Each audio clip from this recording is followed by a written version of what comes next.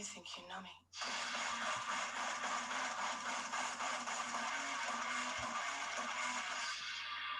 On this day, I see clearly. Hello and welcome to a special post-Royal Rumble episode of the Noise Brigade. It is me, Bobby, with Tom.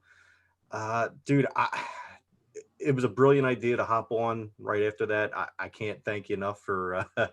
I was actually getting ready to text you the same thing because what a show!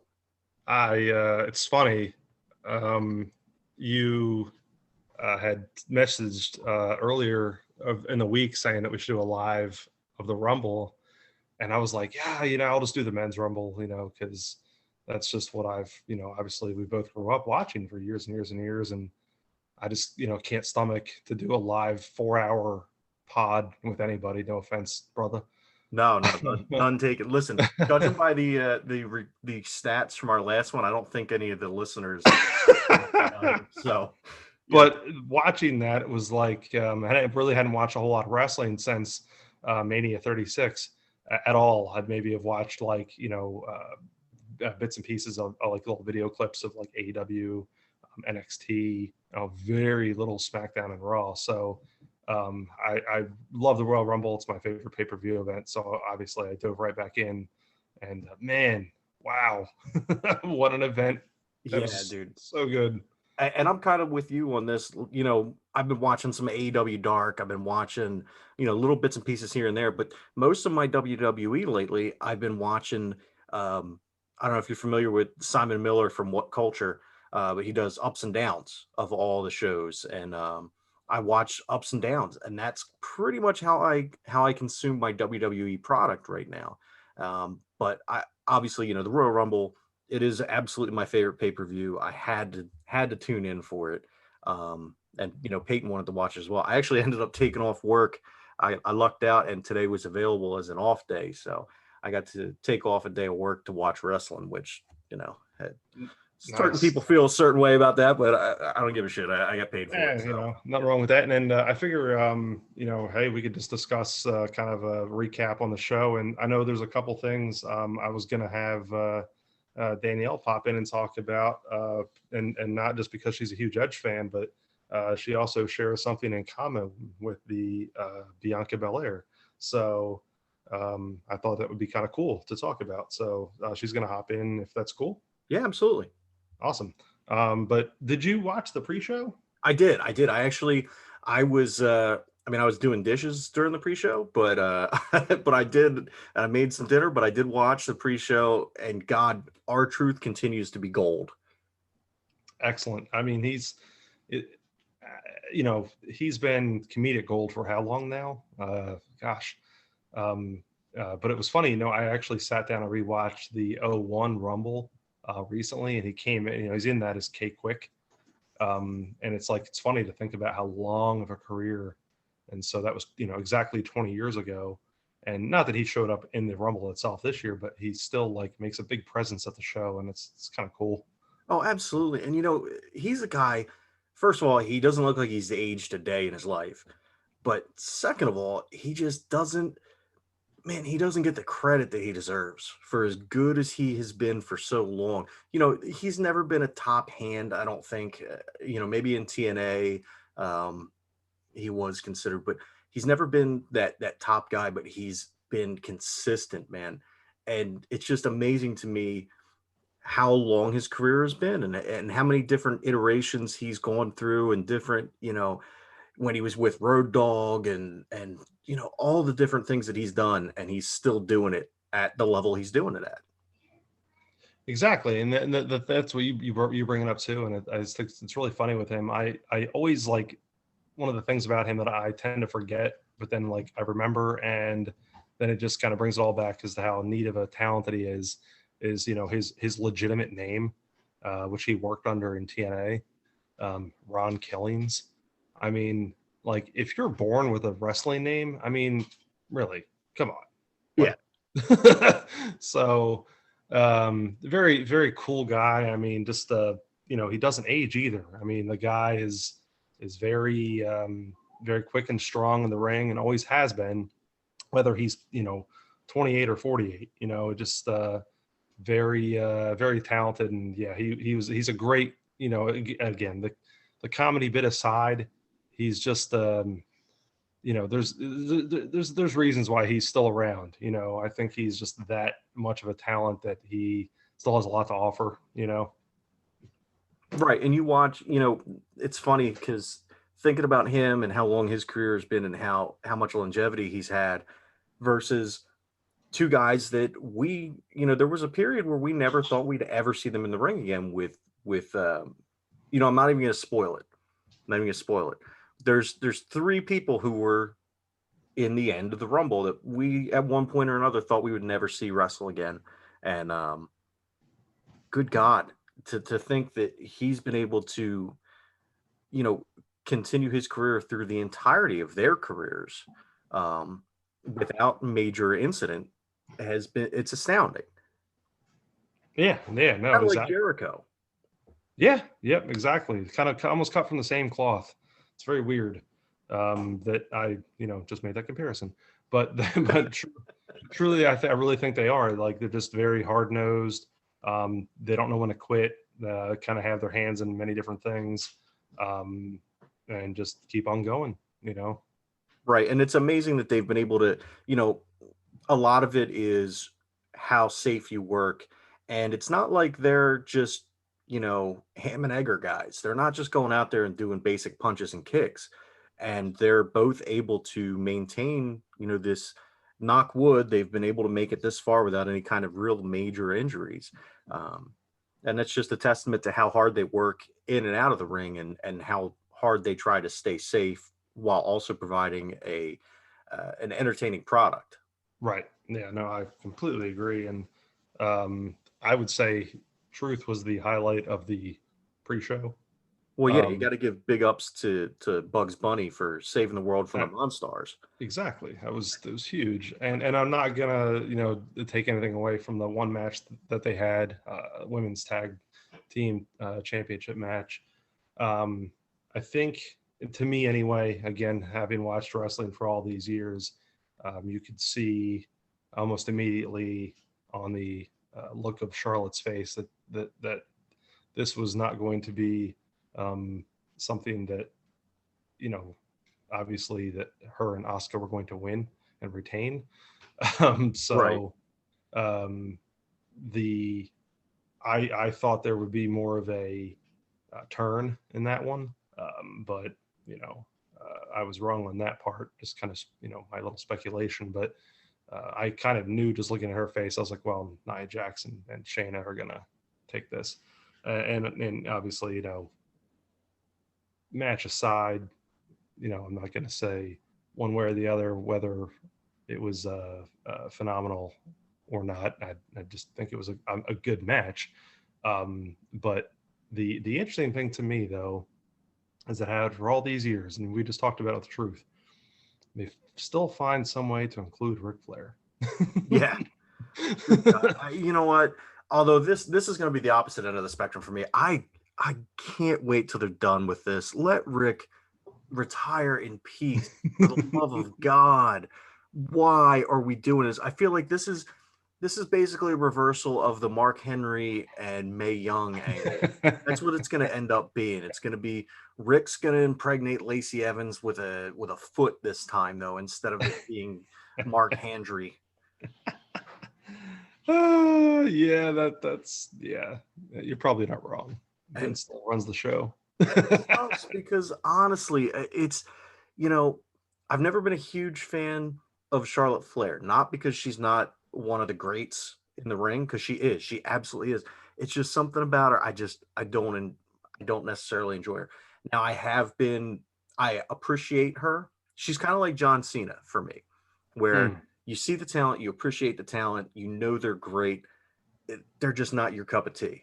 While Asuka, on the other hand, I love Asuka, love everything about her, and to see them kind of in the ring kind of made me like Charlotte more. And I'm wondering. Obviously, it's going to be, Charlotte versus Lacey, and there's going to be a feud there. I want to know what they're going to do with Asuka. Yeah, it was interesting. That was kind of there was kind of a you know you were able to at least have something for Shayna, um, going forward, and Nia Jax obviously with the titles and then the Rumble, and with Charlotte, and you have something going on there. But yeah, exactly. It's like what do you do with Asuka here? Like this is kind of a it was kind of weird. It was just another. You're right. I mean, I agree. There wasn't a whole lot there. So I don't know. Maybe there's I don't know, maybe there's a little time off, and maybe something big comes of it. Closer to Mania. I hope they figure something out good for her because I'm telling you what, when I'm watching WWE, especially the women's division, whenever Asuka's on TV, I'm paying attention. Hmm. And I can't say that about there's a lot of talent on Raw that I just can't say that about. And a lot of talent on SmackDown that I can't say that about. Again, not that they're not great wrestlers, but there's something to Asuka, to her character, to the way she wrestles that just draws me in. And I just hope that they can figure out something for her because to waste her talent like like Kenta got wasted, you know. Right. Yeah. Um, Exactly. No, I hear you. the way that Shinsuke's been getting wasted until recently because they're finally starting to kind of build Shinsuke back up. Um, that kind of it just drives me crazy. Yeah. No. No. No. You're not wrong. But yeah. So I will say this: haven't watched um, a lot of WWE and ever since Mania really, and especially want to even entertain watching a pre-show. And yeah, I was entertained. So that was it was good. Match, our truth, everything. Okay, all right. So let's move on then. Um, I believe the next match was the Sasha Banks, Sasha Banks and Carmella. Or no, were they on the main show? Yeah, they were. The next was the opener was actually, and it's funny because it lasted all of 2 minutes. Was McIntyre and Oh, Goldberg. that's right. Yeah, the Uh, whole pre-show was just the women's tag match, wasn't it? yep, yep. Okay. All right. So I don't know what why I'm was out of order there. no, no, no, no. So did you watched everything? Yeah. Yeah, I mean McIntyre and Goldberg was exactly what I expected it to be. Yeah. No, absolutely. I mean, the only thing that I'll say is I was worried they were going to put the strap on Goldberg. I really was. Um, and luckily they didn't. They played it the right way and built up the guy that's going to be there for more than just the 2 to 3 months leading up to Mania. Mm. So, that match, it was a good match. It wasn't anything spectacular. It was a good solid match. It was enjoyable. But yeah, that was a good match. Not really much to say about it other than that, honestly. No, it was everything. It's a typical Goldberg match, other than the fact that he didn't win. Um, same like usual length. I think I'm actually looking at the numbers now. Supposedly it lasted 2 minutes and 30 seconds. And the uh, the thing I noticed, because I just recently watched the I've been watching the Last Ride, Undertaker's doc on WWE Network, Okay. and the one of the Saudi shows, and I can't remember exactly which one it was, but it's Goldberg and Taker, and it's that match they have against each other, and it's just a train wreck. And it's basically Goldberg like starts off and spears and like runs himself into the post and basically knocks himself out, and so he's basically spends the entire match just concussed Oh, and cannot pick up Taker for the jackhammer. Tries, but then like within like an inch about of dumping Taker on his neck. And so I watched that entire match trying to think, okay, how's he going to pull up McIntyre, who's another big guy, um, in the jackhammer position. And it was funny because I made this comment as I was watching it with Danielle. I said, okay, that wasn't quite as bad as Taker, but that's definitely not Goldberg. right. Like that's not him. Like he's not himself. He's certainly not as strong. I mean, kind of course, I wouldn't want to face him one on one, but but yeah, it's time for him not to be the guy. And I think this was a good 2 minute. Hey, let's put some smiles on people's faces, and leave it at that. Yeah, yeah, I think you're right on that. And then, then we jump into the match that I tried to talk about early, which was the SmackDown Women's Championship of Sasha and Carmella. And overall, I thought a good match. Again, not spectacular. I really like Sasha. I don't really like Carmella. And you and I were talking about this during, while the match was going on. We were texting back and forth. And dude, again, I don't know what it is about her, but I don't enjoy her matches. Sasha, yes, 100%, but Hmm. Carmella, she just doesn't do it for me in the ring. And again, all of these men and women are there because they're some of the best in the world. And so you and I sitting here on our podcast probably couldn't run a mile. And so for us to be talking trash on them is kind of silly, but at the same No, time, no, yeah, you know what we're trying to get at. right. It's funny. It's as uncultured as people think that wrestling fans are, is I always like to put it as looking at artwork in a museum, and you see certain matches and certain people that are like, wow, you can really appreciate this. And then sometimes you get to one that, like, yeah, maybe certain people appreciate, but then like you just like can't figure out why. And I think that's it with Carmella, in the sense of, okay, I understand the hard work, the ethic, there's something there that's got her to this point.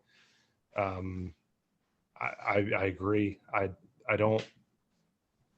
I'm not saying that I'm a hater. I'm just not a fan. Right. Um, No, and that's probably the best way that I've heard it put. That's perfect. It is an art form, and not everybody's going to appreciate the same type of art. Like I don't like Rey Mysterio. He's a great no, wrestler. He's one of the best of all time. But dude, I don't want to watch a Rey Mysterio match. yeah, and exactly. That's. I think that's what it is. It's there's just certain things. I think the other thing too, and you know, Carmella has the unfortunate tie, and I think she'll always have this with Cass and Enzo, and that was her like coming thrust into the WWE mainstream. And I'm not saying that that should saddle her down now, but there's a big hole to climb out of. Oh yeah. So, Well, but between that and the Ellsworth crap. oh, oh yeah, I forgot about Yeah. that guy. Yeah. Yeah, it's just, so maybe there's a bit of unlucky things there too, but I don't know. But still hanging around. Again, not a hater, not a fan. That's just, my take on that. Yeah. But it was a good solid match. Sasha retained, so I'm happy with that. Let's see where she ends up go if that's going to be if this was the blow off, who knows. And we'll see what happens from here going forward, but Sasha leaves the Royal Rumble as your women's champ. Right. Which brings us to the women's Rumble match. Right. And at this point, I'm gonna also, if you don't mind, I'll bring over Danielle, because she actually has something interesting to share with the women's winner of the Royal Rumble. Yeah, absolutely. As she makes her way over here, what did you think of the women's Rumble? I liked it. Honestly, there was what I liked about it, and something Peyton actually pointed this out to me. They kept people in. There was always something going on. There was always action in the ring, which I hated about last year's men's Rumble, where Brock was just going through, and as people were coming out, he's just eliminating them. There was always action in the ring, and there were some cool surprises too. You know, um, I liked seeing Tori Wilson come back. I liked seeing Victoria come back. I thought that was pretty cool. I thought the whole thing with Billy Kay was great, and then having the mini Iconics reunion was cool. Shotzi coming down in her tank was awesome. There was a lot. My biggest complaint was I just felt like they telegraphed the ending with all of the hype and the media and everything leading up to it. Right. Yeah. No, I agree, and it's funny. We were sitting there watching. Danielle and I were sitting there watching. Pretty much the whole women's rumble, and it was cool to, like you just said, to see Tori Wilson come out, and then we both kind of popped hard with Mickey James Oh, coming out. But the cool thing uh, for to watch was whenever Bianca Belair wins, and Danielle just joined me now, and I was going to have her actually share, because I don't know if you know this, and I know this is one of those things that you don't really know. But if you do, you sit there and like you read a random article, you find things out, and you're like, oh, wait a minute, I know something about that. And so this is kind of it. So Danielle's here with me to share something about the winner of the Women's Royal Rumble. hey, what's up, Danielle?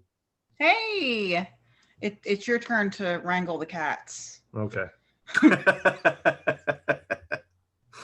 Yeah, so a couple of years ago, she put out an interview where she came out and said that she had slipping rib syndrome. And Tom showed me the article about it, and he was like, "Hey, this looks really familiar." And that's when I found out that I have slipping rib syndrome, and it's not something that I just read it and it's like, "Oh, that makes so much sense." I broke my ribs when I was a freshman in high school, and it was the cartilage in the ribs, the bottommost ribs, the cartilage that attaches the ribs to your sternum. I broke it, and I went through so much going and seeing so many medical doctors. I ended up at CHOP, and nobody could figure it out. Nobody had a name for it. They were like, well, the cartilage is just gone and there's nothing we can do. There's not even a surgery we can do. We could possibly take a really long needle and stick it in the rib and kill the nerve. Ooh. But and I'm needle phobic, so I was like, yeah, that's not an option. So for years I just lived with it, and I would get a doctor's note. So throughout high school, I think tennis was the only sport that I could do during PE.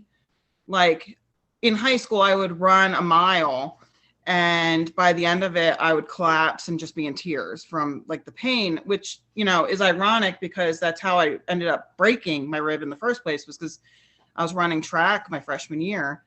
And it's been a struggle. And now I'm 37 years old, and the whole side of my body that this has affected, it's sometimes I sleep on it wrong and the rib goes out, and then I have a bad back day. I cannot get up out of bed, or now my hips hurting on that side. And just recently my knee started flaring up. So that's all fun and dandy, but my other side, I'm fine.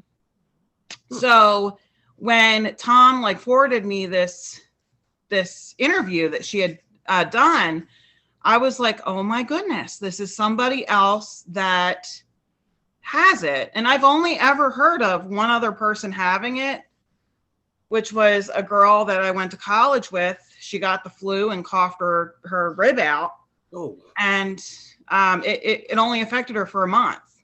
And then it was back to normal. And as far as I know, that, she lived a normal life after that. So it was interesting. Now, this was what, 2 years ago? About that. So we've been following her since then, because I think it's amazing that having lived through it and knowing just how hard some days it is to get up out of bed, that she was able to do the stuff that she did today. And I think that I'll always cheer for her because of that, because I know how hard it is. And it stinks that there's not more research about it, and there's not really a cure for it. Right. You would think something like that, they would try to figure out some way to mitigate everything without killing a nerve in a bone like that. Oh yeah, they told me that they could either take the needle and kill the nerve, or they could go in and remove the ribs. but Oh, because I was so many degrees from having scoliosis, they were like, we're not going to do that because then that'll completely throw you out of whack. And that was like, oh, gee, thanks. That's great. plus you didn't Yeah. want to be thrown in the same category as Marilyn Manson. Well, yeah. I mean, that actually was the big story back then about getting ripped. So yeah. I figured that it would have done really great for my waistline, but only like half of it. So that was the deciding factor on that. Besides the fact that, like, as I said, I am like every nurse's like worst nightmare. Like, I have a full blown panic attack when you come at me with a needle. So I feel like by making that decision not to have any of that done, I saved some nurses a lot of grief. Well, listen, I'm not going to say anything about you on that one because I don't freak out like but I will say that I do pass out. You know, you stick a needle in me and boom, I'm done. Except for, I'll tell you what, the doctor I go to now, they've done such a good job. I've gone and had to have blood work twice, and the lady is so good that I don't even notice. See, when I had my kids, the blood doctor was really really good, but that doctor has now moved to Florida. So I mean, yet another reason why to consider moving to Florida. Hey, there you go. See, Yeah, that's what I'm saying. yeah, but I mean, it's very interesting. It's very interesting, and I'm very I guess I'm proud of her that, like, yeah, that she deals with what I deal with. And like, I was in the group where I was like, yeah, this is too painful. I'm quitting everything. I'm not, like, I'm not doing anything past badminton in gym. And here's this woman that, took it as a challenge and she fought through it. And Yeah, she's an incredible athlete. Absolutely incredible. Yeah, yes. I've always been a fan of her work since NXT, and the actually that was I was curious to see what you thought of as all the entrants were coming in. Did you have a particular person that you sat there and watched like, oh, they're gonna win this? Not really. Honestly, my whole fallback, obviously I figured with all of the press, everything, like I said, that Bianca Belair was going to win because they were making such a big deal about her and everything. It was just it was telegraphed. It was like, dude, yeah, she's going to win it. This is going to happen. She's going to win. So when I did my predictions, I wasn't aware of any of that stuff. I was just going by, you know what? I thought it was going to be Baszler last year. She didn't win it. It's going to be Baszler this year. And so when Baszler got in though, and once the big thing for me was once they had regained rather the tag team titles, that kind of threw me off of her. And I was like, well, I really don't know. I guess it's going to be Bianca Belair. And there were a couple times when I was like, all right, maybe not, but I couldn't really figure out who it was. So I guess my gut feeling beforehand, before seeing everything was Baszler, but once we got into the match, it switched to Belair, and that was pretty much it from there. No, I get that. And that's like I said, I hadn't watched enough or even really honestly read enough to really kind of get an idea of who may be at the top. Obviously, other than like the big names, it's like, oh yeah, you realize that Charlotte Flair is going to be there at the end, and some of these other people. But and it's funny, as I was watching it, I saw Rhea Ripley hit, and I was like, oh, she's going to win. And then of course, she ends up being one of the final two there. So I think there's big things for her moving forward. Oh, I agree. Yeah, she's definitely. I think once a little space clears on Raw or SmackDown, I think she's going to be moving up to one of them. Well, I shouldn't say moving up. I should say moving across, because there's so much talent down in NXT or in NXT. I got to stop saying down and up when it comes to NXT. We got to face it; they are a brand on the same level as Raw and SmackDown. And heck, honestly, their shows are more enjoyable to me than Raw is right now.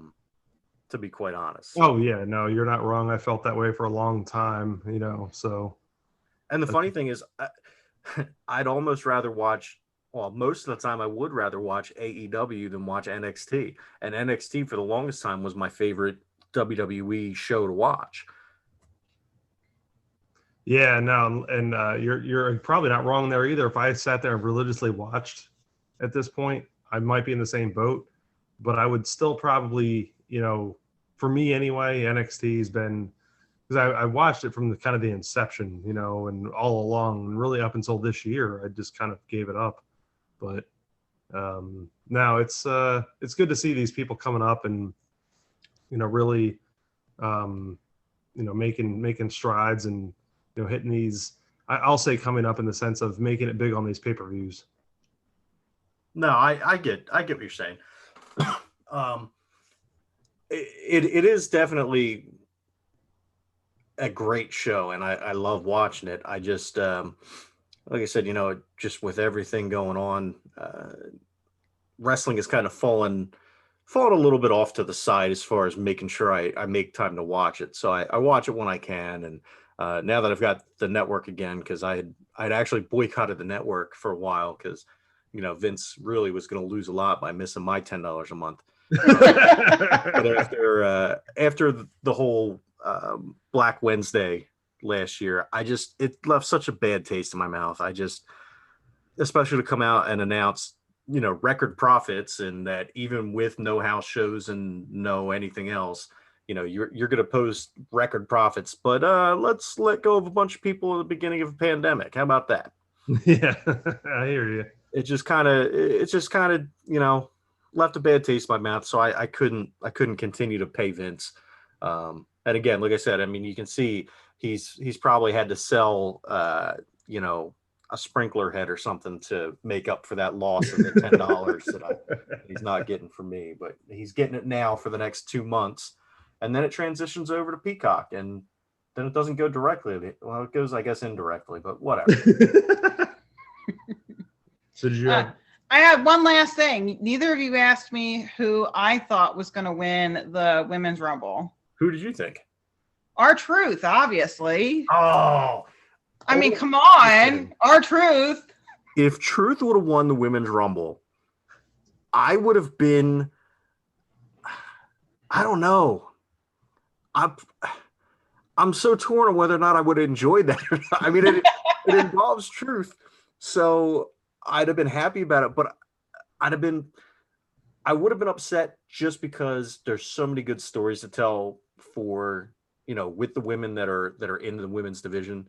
And you don't want to take spotlight away from them, but God, it would have been so. They kind of did. They kind of did. Well, yeah, they definitely took the spotlight away, but it's only momentary, because once him and his band of misfit toys left the ring, that continued, and then obviously Bianca Belair wins and gets the shot at the title. If he would have won, and then he's they're doing an intergender match for the women's title at Mania, I think that would have rubbed a lot of people the wrong way. I think he's missing the joke and taking it seriously. I think I might have missed the joke too, but yeah, I mean, listen, I'm all for giving Truth every single title in the company. I say you give him all the men's titles, all the women's titles, give him all the NXT titles, give him all the NXT UK titles, give him all the. I would just be happy to see. Let him go back to his original thing about rapping on his way down into the ring, because me and Tom got to see that live, and that was like one of the coolest things. I think besides like Undertaker coming out, like R-Truth coming out and rapping live was like really cool. Oh yeah, he did that down here too in sunny Fort Myers, Florida, when they were down here for a house show. And oh dude, he's great. He's just absolute, everything he does is just gold. But no, are you anything else you wanted to say? No, I'm done. Are you good? I'm good. I think she's gonna leave us now. Yeah, I'm gonna go watch YouTube. All right. Well, enjoy YouTube. Thank you for popping in. It's My all kids are asleep. I'm enjoying my kid-free moments. We've got a couple matches still to talk about. we do. We do. So speaking of truth, though, what did you think of Peter Rosenberg getting the 24/7 title? Oh man, well, my apologies here if I lost you here for a second. It's interesting. It was a good spot. He's interesting. I like him as a commentator. I think he's funny, but I don't know that he's. I don't know. My hope for it, honestly, is that this is a way for him to just take the belt, put it in his radio studio, and then it's never seen again. Because I'm over the 24/7 title. I'm completely done with it. I mean, the only reason that I'm even somewhat okay with it at this point is because it gives Truth something to do. And I always, again, as we've said 15,000 times so far today, I'm always there for our Truth segments. Right. But I'm so tired of that 24/7 title. Make it a hardcore title or get rid of it. And even then, I just don't even see, as much as I loved the hardcore title, I don't necessarily need that kind of title around, Like if you're going to do hardcore matches, actual hardcore matches, and not make it a 24/7 where, it could happen anywhere, then cool. But I don't like it interrupting other matches and that kind of stuff. Yeah, it's good for a goof spot in certain things. I don't know. I think my whole thing with that is that you had people like Crash Holly and Al Snow and Foley and all these people that made the hardcore title look, fun yet, relevant, innovative things that happened. And it's like you try to rekindle that, and it's pretty cool with Truth because he's been around. Then you start interjecting some people that honestly, when they started, had really nothing to do with the wrestling business. And then, just these random, like you said, interrupting, legitimate matches. It's, maybe it's time to shelve it. I don't know. Yeah. All right. So on from that, and we go to what I thought was a fantastic match, and maybe I'm a little biased because I'm a huge Kevin Owens fan. But we had the WWE Universal Championship. It was a last man standing match. It was Roman Reigns, who's the champ, Kevin Owens. And what did you think of this match?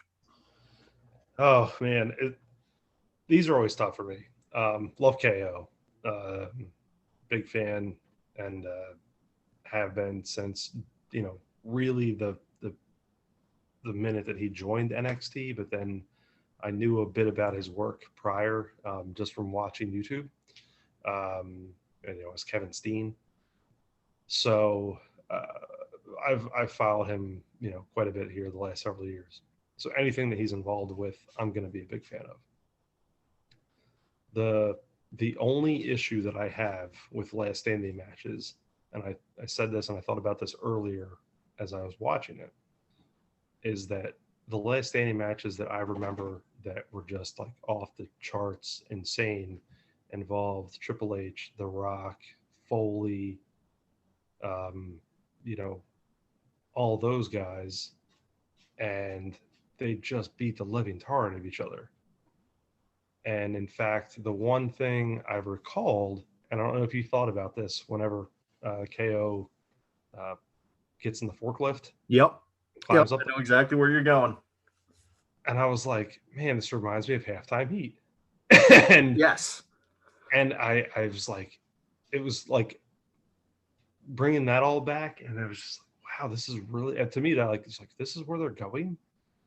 And I actually said that because Stephanie was out watching with us, with me and Peyton at that point, and I had said, "Oh man, he's gonna put that on him so he can't get up," and they were both like, "What?" I was like, it's like that match between The Rock and Mankind when he put the he lowered down the forklift onto him so he couldn't stand up. It's a last man standing match. If he's got that on top of him, he can't stand up. Mm-hmm. And then of course he, took it a completely different direction, which I appreciated. Um, and then I think that um, the spray paint that was there was kind of red herring too, because I fully expected somebody to get spray painted. Yeah, yeah, I thought that was a little bit weird, but I don't know what that was about, but um, that was kind of strange. But overall, I mean, I thought it was a good match. My question to you is, when it got to the end of the match and KO had handcuffed Roman, was it just me, or did it look like they were legit having trouble getting him unhandcuffed? And that's why they stopped the count. Yeah, that's the only thing, because I think the ref, and it was a different ref at that point, and he was up to what, 6? Yeah, he was at 6 and he stopped. And yeah, and it was funny too, because I know I was trying to follow along with what was in his hand, because it just looked like a pin, you know. But yeah, that was exactly my thought. It's like, why didn't you all just use breakaway cuffs? Like, you would think, $1 billion company, you could afford, and instead of, and unless that was just for the additional part of the show, but there was several additional seconds there. Like, that ref could have counted to 17. Yeah, There was no way that he would have gotten up out of that. And then of course, if you noticed, the commentators pivoted to, oh look, he's on 1 foot, so I think that counts. And yeah. Oh, he's established a standing base. yeah, yeah, So yeah. yeah, not really, but okay. And you're right. I misspoke earlier talking about halftime heat. And I said Taker for whatever odd reason. I meant The Rock. Um, but yeah, but thinking about watching that match though, that's exactly what it reminded me of. It reminded me of um, that, and I thought, well, and the other thing that's always funny with those matches, it's like you always end up going start ring to some backstage area, which I thought this was kind of cool because you're at a baseball stadium. Mm-hmm. So you get like the visuals of the seats in the background. I thought that was kind of neat. Yeah, and it's funny, you bring up halftime heat, and it is amusing to me to think that all the way back, what was that, 99? Yep. All right, so 99 they fought in an empty arena. It's now 2021, and that was like a gimmick then, and now it's just the thing. Yeah, just what we do. What we're doing, That is funny. No, that's what I wondered. I almost thought that the forklift was a callback to that. Yeah, and you could see a lot of the one match. I'm trying to remember what pay-per-view it was on. Maybe it was WrestleMania last year that Owens and Reigns had, where the Usos got involved and they were running behind the scenes and everything. Do you remember that match at all? I know WrestleMania last year was the. Let's see. It's hard because I remember the Taker Styles thing. I don't recall off the top of my head, honestly. I feel like there was a match, and maybe I'm off base. Maybe it was against one of the Usos, but I remember somehow Kevin Owens wrestling, and they were backstage and everything like that, and I thought it was Reigns, but maybe it was one of the Usos, and but they had a similar thing, and I kept waiting for the Usos to pop up, kept waiting for one of them to pop up and help out, but I liked that they made it a somewhat clean finish, because it was a hard fought fight by both guys. The only real dirty play was Reigns knocking out the one ref. Yeah. But aside from that, Paul didn't get involved. There was no outside interference. It was all just the two men in the match. Yeah, yeah. No, it was for in terms of being 2021 and how they were able to pull it off, in which I always thought was kind of cool. There, they get into the crowd of the displays. That's kind of neat how they do that, and it was interesting. New way So to I'll give fight it. through the audience. Yeah, they were still able to kind of pull that aspect off, even though there's like not real people there. It's just boards. That's kind of neat. Hey, at least it's not cardboard cutouts. That's true. That's true. Although that kind of would have been funny too, That would have been but that would have been really funny. Hey, he picked up my cardboard cutout and hit him with him. all right. So we just went through all the card except for the men's Royal Rumble. Yeah. Wow. And before we get into the Rumble itself, how cool were the New Day's I don't want to say, I guess I'll say outfits. Yeah. No. With the tribute to Brody Lee. That was really cool. I liked Yes. seeing No. that. It was awesome. Awesome. And the only thing I was kind of sad about this year was the fact that Kofi couldn't compete. But Yeah. No, and that's I got really excited at first. I was like, wait, holy crap. I didn't think Kofi was gonna be ready for like another like 4 or 5 months. And here he is all geared up.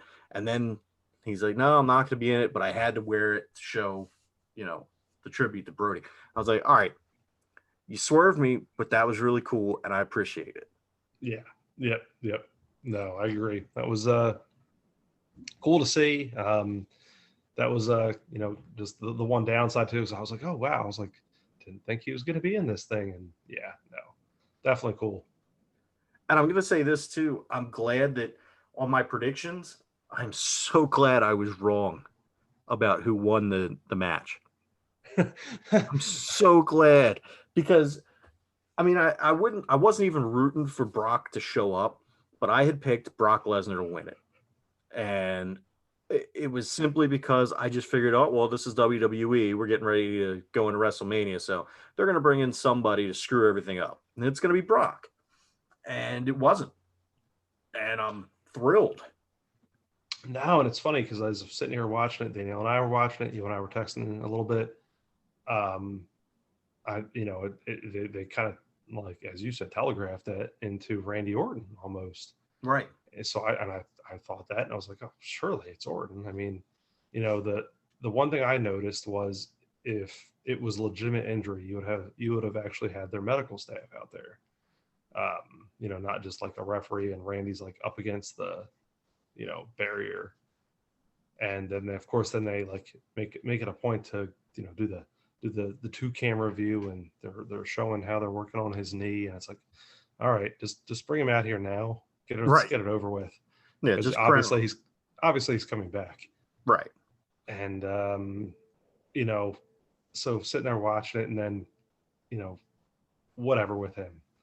But then you have these like, as you're going through, and it's like you still have the cool Royal Rumble like people that show up, and I'm not talking like about the honky tonk man type stuff.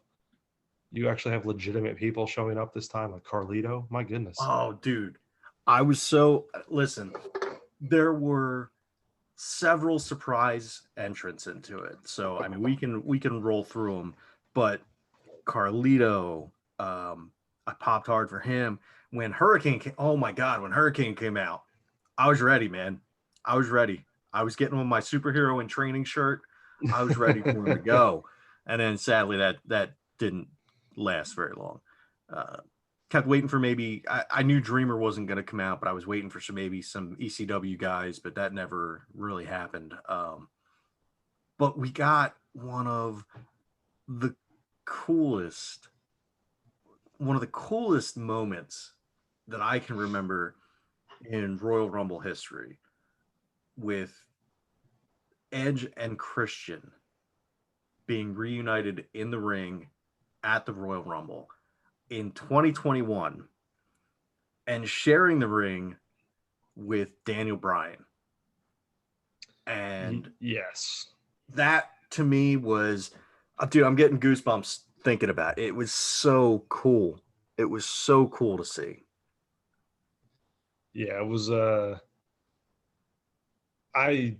Christian thing shocked me enough, because like I said, and maybe if I'd really have been following along and kind of paying attention more, it wouldn't have. But that was kind of the whole point, That's why I always loved about the Rumble. It It was just these like mass surprises that would happen, and um, so like, man, I popped when Kane showed up. You Oh, know, dude, I completely forgot about Kane showing up. yeah, That's how much awesome stuff was. That was great too. yeah. It's like you have the mayor of a major city in America, and he's in the Royal Rumble. Like, Yeah. it's crazy. And so like did that for him, and some of these other people too. Like, it's funny because like uh the Hurricane, Christian, those guys, obviously Carlito, who I've already mentioned. Like, yeah, it's cool to see those guys. We haven't seen them in the ring, at least in this capacity, in quite some time. Um, but the um, the thing that's really kind of interesting or neat about all of this is that you had once again the ability to bring different people together, and maybe for just 30 seconds they faced off. And it's one of those things I've always loved about the Rumble. Yeah. um with with Danielle Bryan, Ricochet, and some of these people that maybe they don't get the chance to wrestle on a day in day out basis and have these like really cool like moments. Even people that are there all the time, you bring them together for this, and it's like, wow, you still have you know this neat experience. Yeah, absolutely. And it was just so great. Like even dude, Ricochet was fantastic. You know, some of the stuff that he was doing and getting to see him on the big stage because he's been lost in the shuffle a bit. Getting to see him out there doing that stuff. It was great. Yeah. Oh, and I'm a big fan because he's from here. He's from the area that where we live. He actually, um, let's forget what year he graduated, but Kyler has played high school football against him.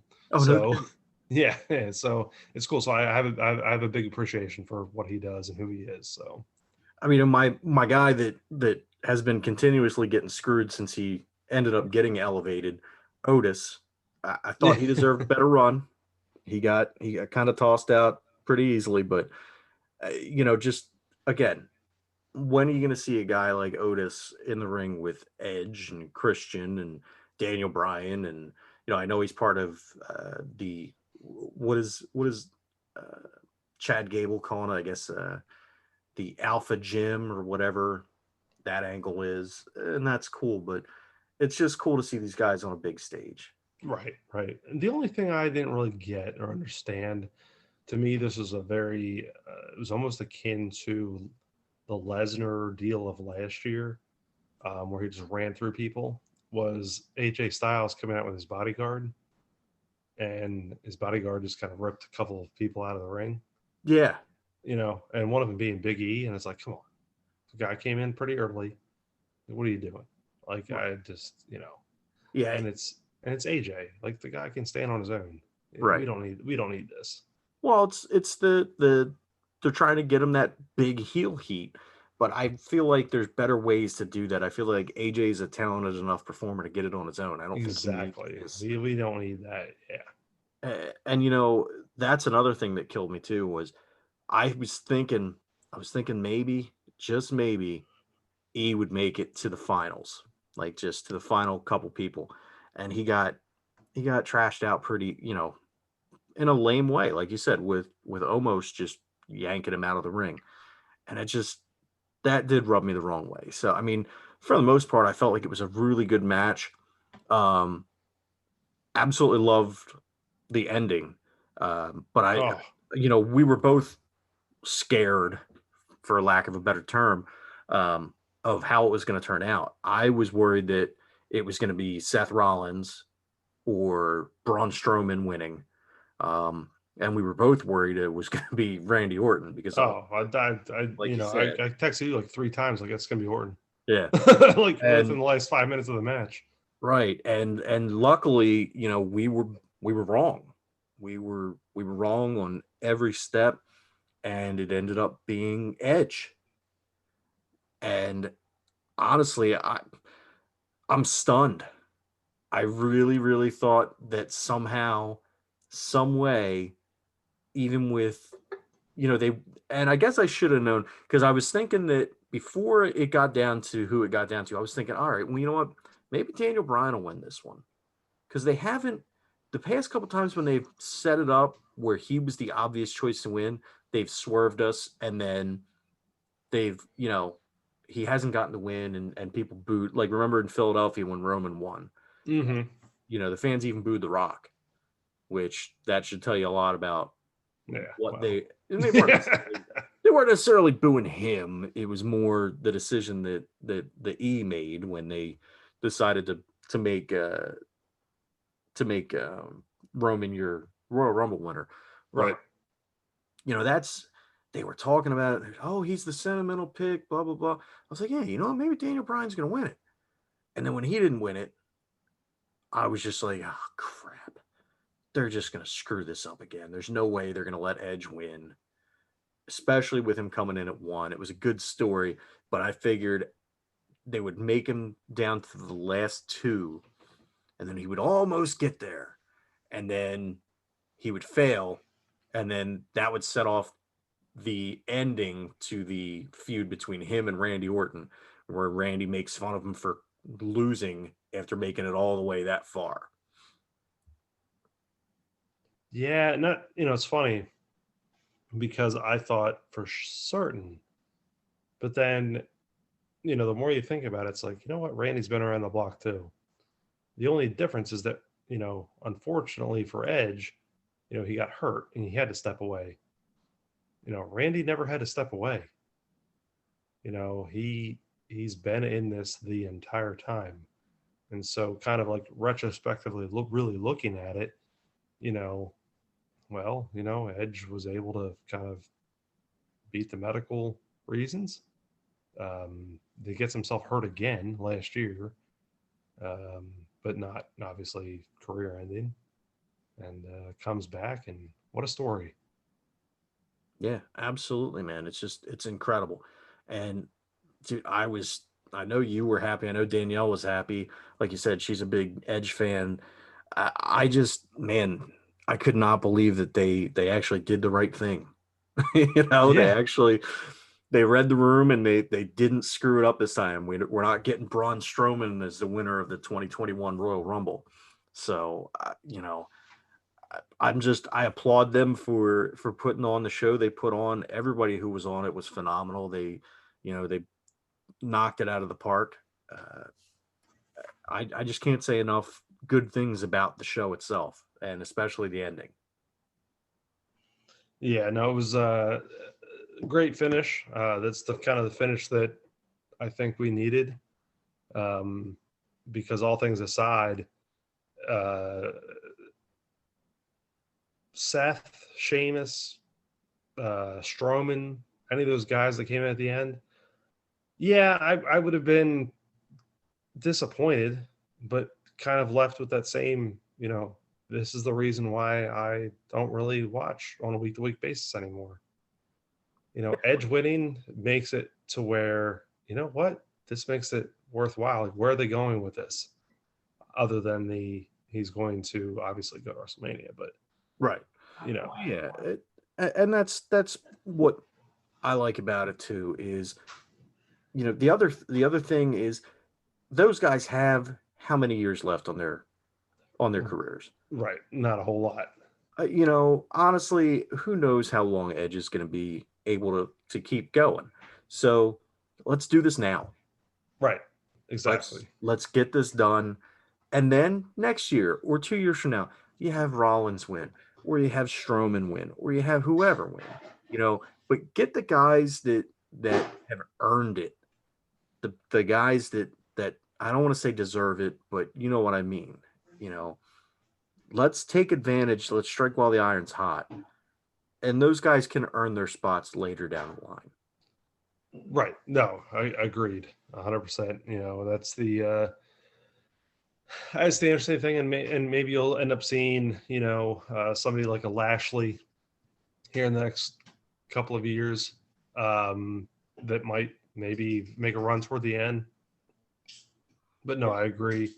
There's a time and a place for these certain people that have certainly made an impact, in the business. And the cool thing is, it's like, we get to enjoy, one more big moment for these people that, debuted 20 years ago, which is kind of cool. Yeah, absolutely, absolutely. So Good Rumble though. Good Rumble. Um, it's hard to find a bad Rumble, but this was a good one. yeah, that's the one thing that I definitely have to say is the Rumble typically is the best of the pay-per-views that WWE does every year, to me at least. Obviously some years you're not thrilled with who wins, but by and large, the match itself doesn't disappoint. Now, I'll say last year was kind of an outlier. I hated last year until Brock got kicked out. Right. Yeah. The first half of last year's was terrible. Yeah. And probably one of the worst outside of, looking at like a 94-ish, Rumble. Right. But yeah, no, last year's was rough, but then McIntyre comes in, kicks him out, and then it's a whole different show. Right. And that's what I was hoping we could avoid this year, and I'm glad we did.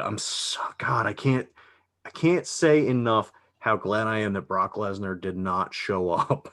I mean, as cool as it would be to see a Reigns and Lesnar feud with with Paul Heyman involved, with his history on both sides. I mean, there's so many other ways that I'd rather see. That I would have rather seen the Rumble end, and I'm so glad that we got the ending we did get. Right. And who's to say that that's not where that's going? That's very feasible because, you still have, another champion. Right. You know what I mean? Like, you still have that feasibility of Lesnar coming back, going after, Reigns at WrestleMania, which would lead, to an Edge and Drew McIntyre match. Early speculation. Yeah. But, that's certainly, a thought. I just don't know who Edge necessarily pairs better up with. Yeah. In that regard. I just have a poor feeling that McIntyre would kick his head off. But yeah, it'll be interesting to see where they go and who goes after who. One feud that I would love to see, and I know, and obviously we're never going to see it, at least not probably outside of video games or some kind of simulation, is the CM Punk, Roman Reigns, Brock Lesnar in a 3-way match with Paul Heyman on a pole. Oh, well, kind of like the Judy Bagwell yeah. on a pole match. Exactly. As long as Buff is the referee, then we're all good. Oh, well, Buff is the stuff, so he could definitely be a referee. That's it. Yeah. Nah, I don't think that he will ever. I don't think that if he paid them, he could step foot in a WWE ring again. Probably not. Probably not. No. He wasn't going to be number 30 this year. I'll tell you that right now. No, that's for sure. All right, man. Well, I appreciate you hopping on here. I appreciate the little impromptu post Rumble session here. Yeah, that was fun. It was a good show, and glad to do this. All right, man. Well, thank you very much. Tell Danielle I said thank you as well, and we will be back with you next time here on the Noise Brigade.